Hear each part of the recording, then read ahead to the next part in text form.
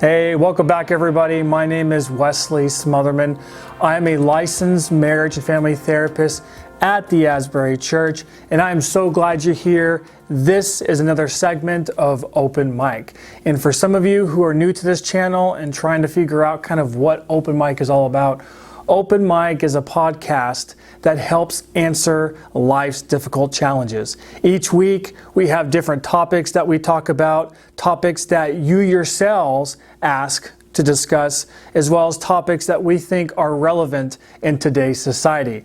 But today, we have a special segment. In the next 6 weeks, we are going to go over a book that is dear to my heart called No Drama Discipline.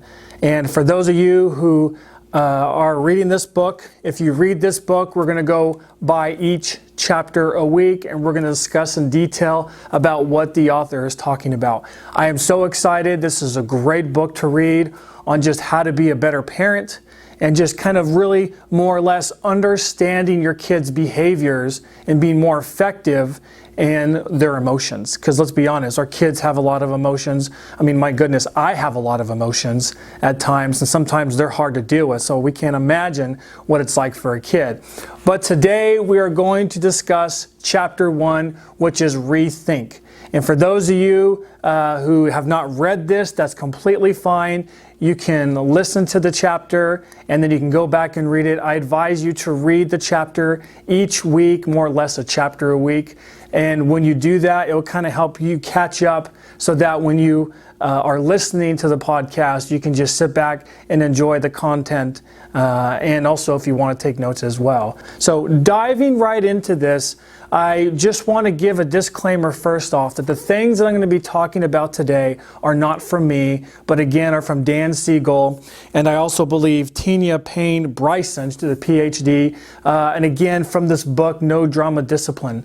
If you have any more further questions about this book or any other authors, you're more welcome to reach out to me at the church, and I would love to give you those resources as well. So as we dive into the first chapter, one of the things that I love about Dan Siegel is he paints the picture of the importance of just how do we start off, right?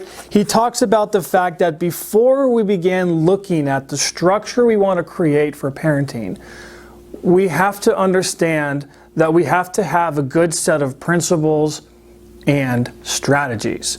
So when we can operate from a set of principles and strategies, that gives us the confidence in ourselves to be able to come forward and deal with our kids' behaviors.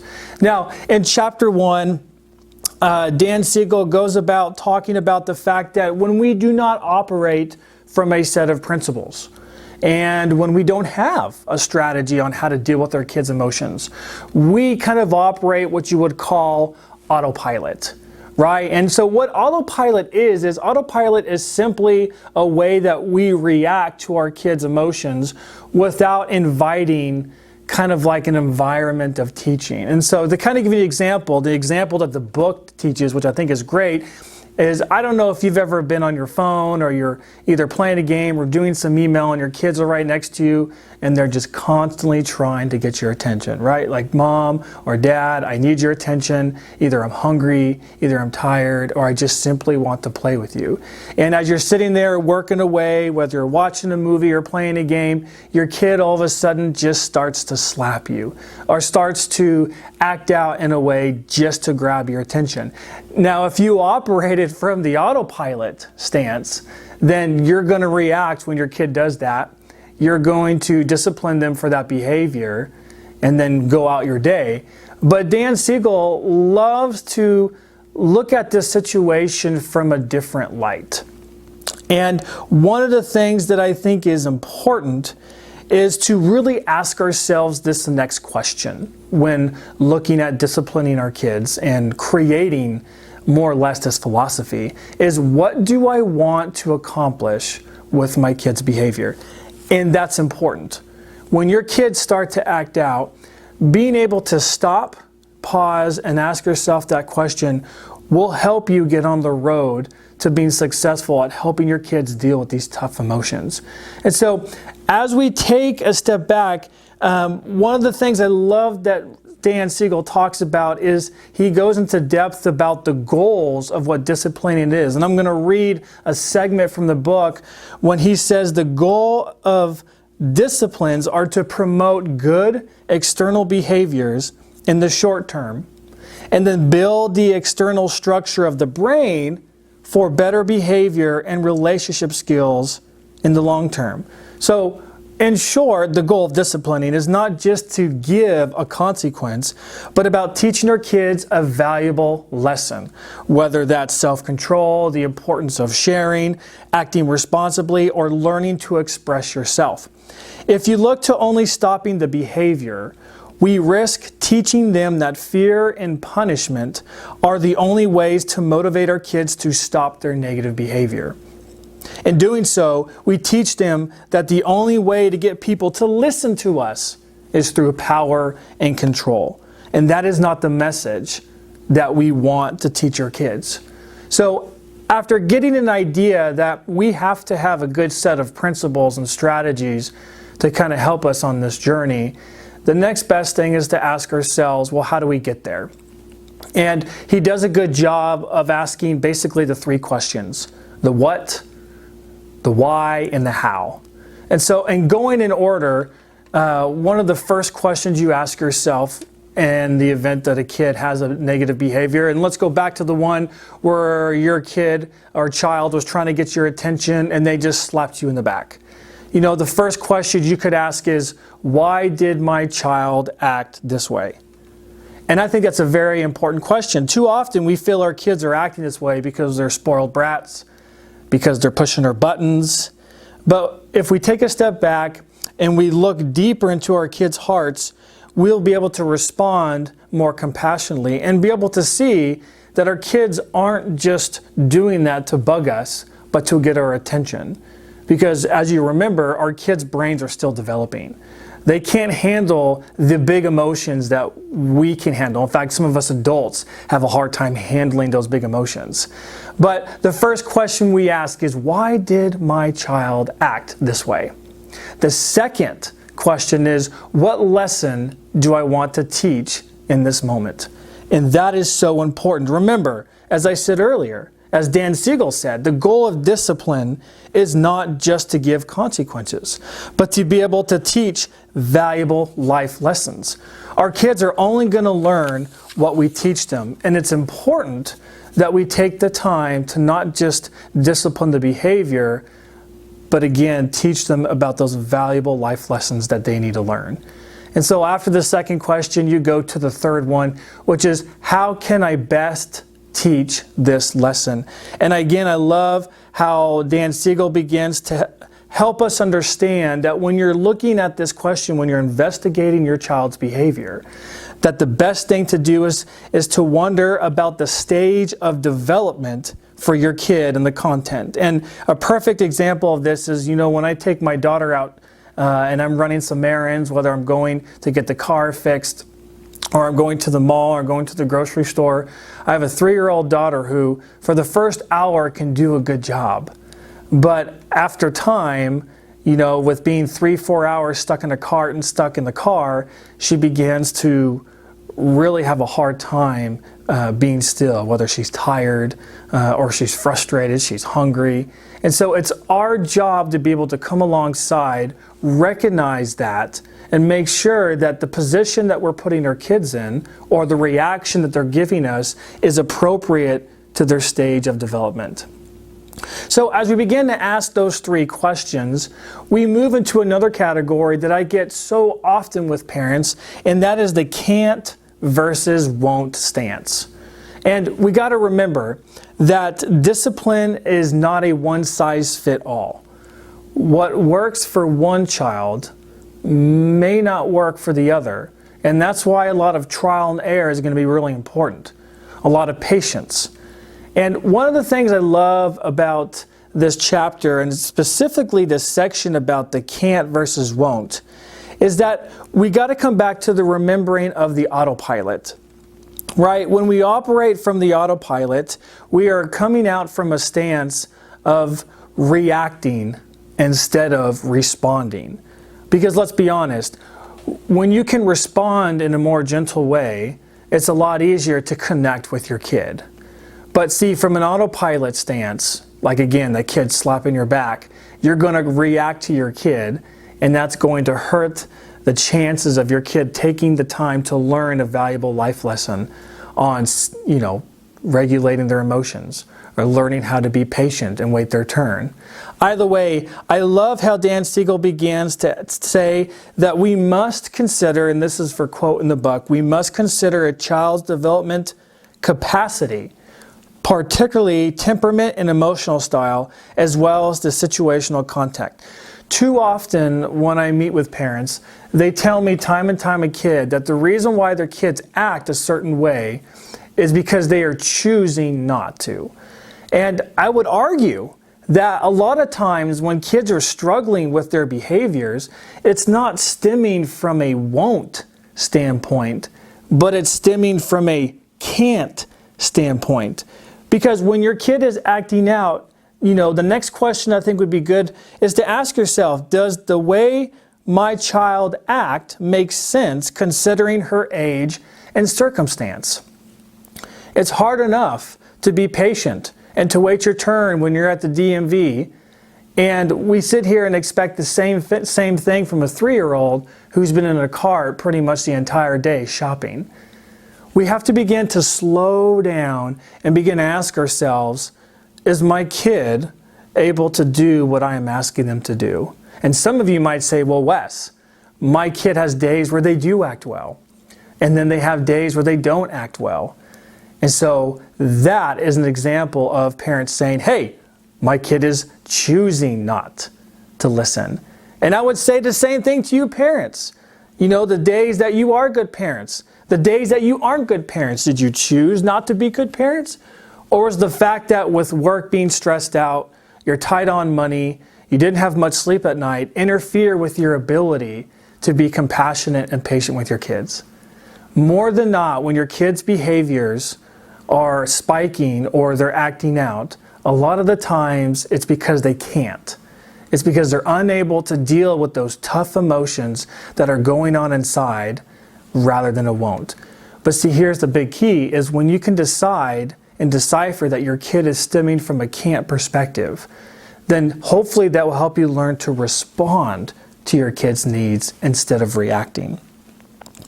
So as we continue forward, we move to the next segment that Dan Siegel talks about is timeouts. Now, timeouts are very popular. I remember my parents putting me timeout multiple times. I wasn't the best kid. But as we look at kind of Dan Siegel's viewpoint of what timeout is, it's really interesting to learn that in fact, research has shown that timeouts have proven to help reduce child abuse. And rightly so. When a child is acting out and the parent is getting really frustrated, when a child is able to remove themselves from that situation and be able to calm themselves down, that puts the kid at less risk. But I'm assuming this isn't the timeout that you are thinking about when I say timeout. And one of the things that I think Dan Siegel does a good job of is really begin to pointing out kind of like old behaviors and showing us kind of like what the research discusses today about the new. And of course, accordingly, we use timeouts today, in essence, to put a kid, to give him a break for a length amount of time, to begin to think about what he or she did wrong, and then begin to come talk to them afterwards. And I love it how he kind of brings this back together to talk about disciplining means to teach. It does not mean to punish. And one of the things that timeouts does is it puts a child in a position to feel humiliated, to feel anger, and to feel frustrated when put in a place where they have to sit there and fester. The idea of timeout is to help them learn to self-regulate.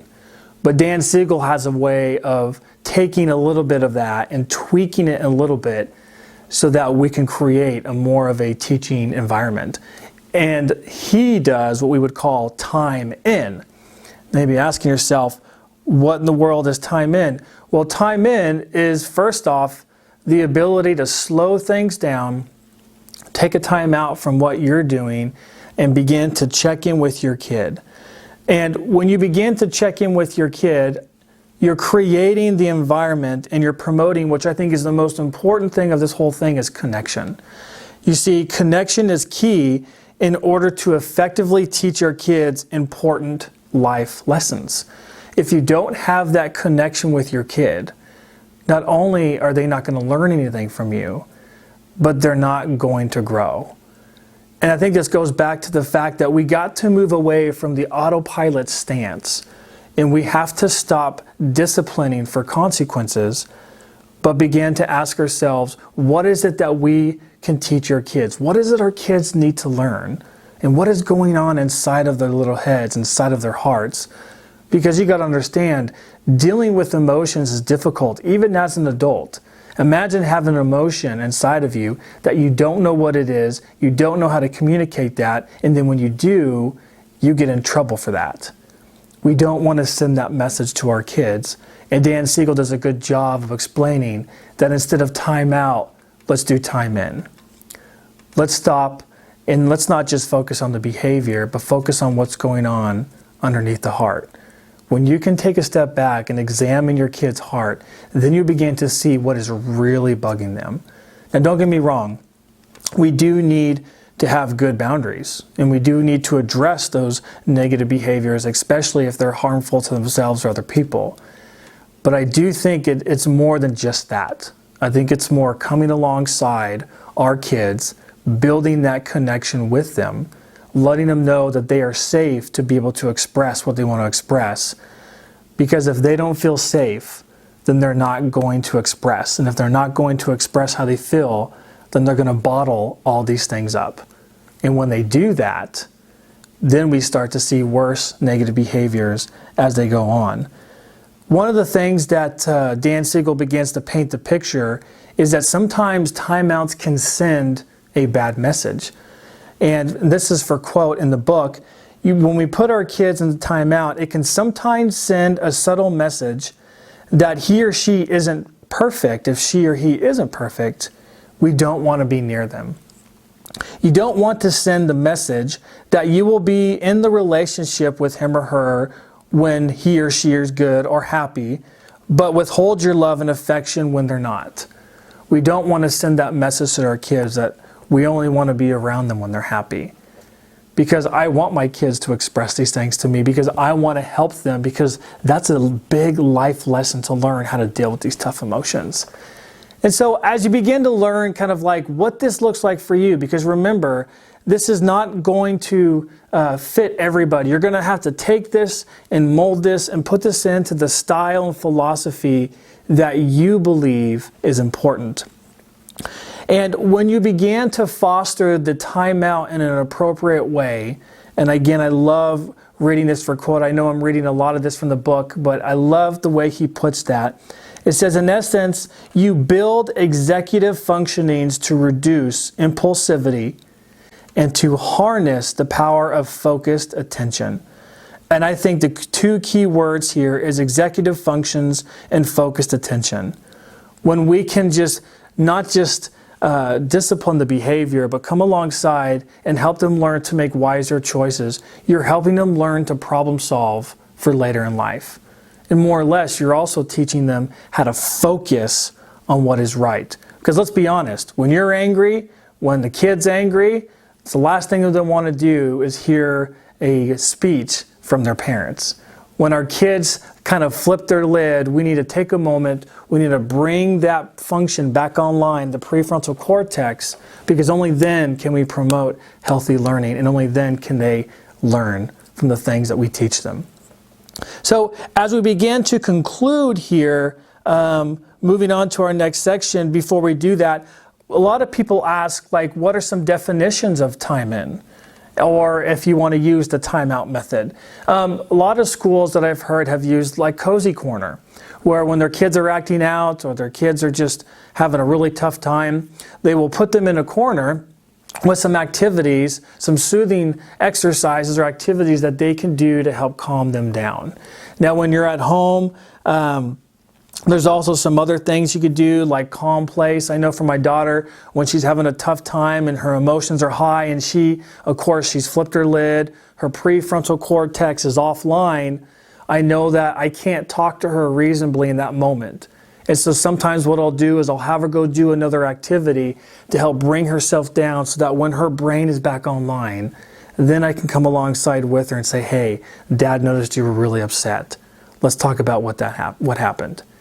And so as you begin to think about what this looks like for you, I want to end with asking you kind of really 8 questions that will help you define your disciplined philosophy.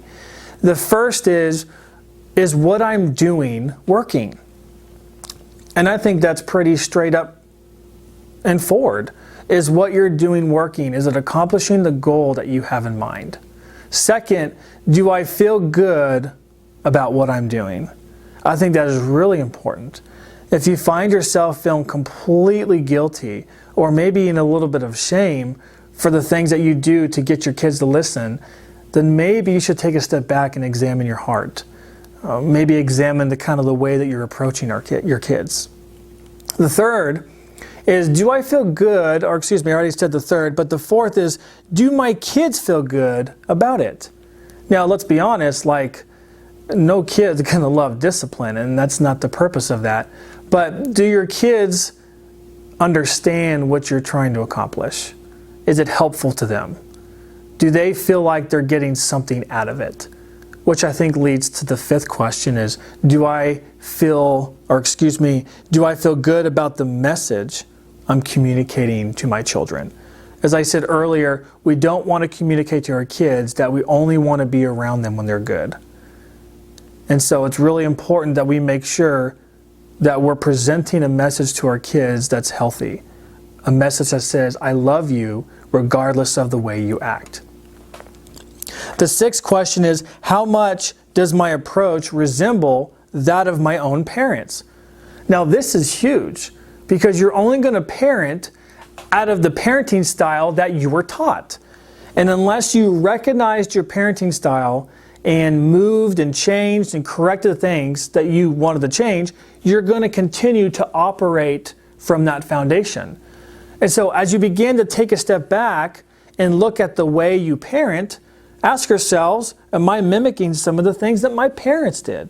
And if so, are there things that I like about it? Are there things that I want to change about it? That is very important, and that is a question that you have to ask yourself. Number 7, does my approach ever lead to my kids apologizing in a sincere manner? Oh, this is so important. We don't just want our kids to know that their behavior was bad, but we want them to have an understanding that not only did I did something wrong, but I need to make an amends. I need to do it right. And I think having a healthy amount of conflict with your spouse, as long as it's appropriate, can be very healthy for your kids. When your kids can see a healthy way of arguing and a healthy way of apologizing, that sets the stage to not everybody's perfect. And when we do mess up, this is how we handle that. The last question is, does it allow me to take responsibility and apologize for my own actions? This is huge. You know, you're going to have bad parenting days, and we all do.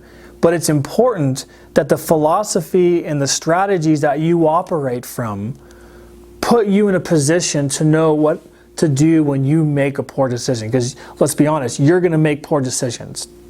You're not always going to operate from your prefrontal cortex. You're going to react to your kids' behavior sometimes. You're going to say things or do things that you regret and feel bad about. And it's important that you come to a place of asking them for their forgiveness and apologize. Your kids need to see that, and that is so important.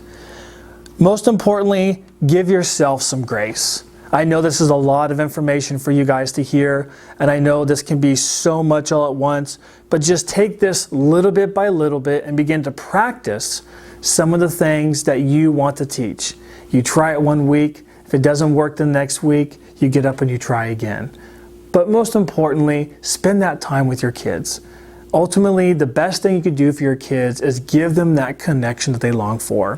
When they have that strong attachment, when they have that connection with you, that is a great opportunity, and it allows room for an environment of learning. Guys, I'm so thankful that you guys tuned in. I hope this really helped you. You can leave a comment on the page. You can check us out on the Instagram account. It's Open Mic ICT, or you can check us out at the Asbury Counseling Facebook page, as well as the Asbury Church Facebook page. Please leave a comment on what you thought about it, whether you agree or disagree, or maybe you have some topics for the future. But just to remind you, next week we're going into chapter 2 of Dan Siegel's book, Your Brain on Discipline. And beforehand, you can pick this up at the store or Amazon. Read ahead so you get an idea of what's going on. But thank you guys so much for tuning in, and I look forward to seeing you next week.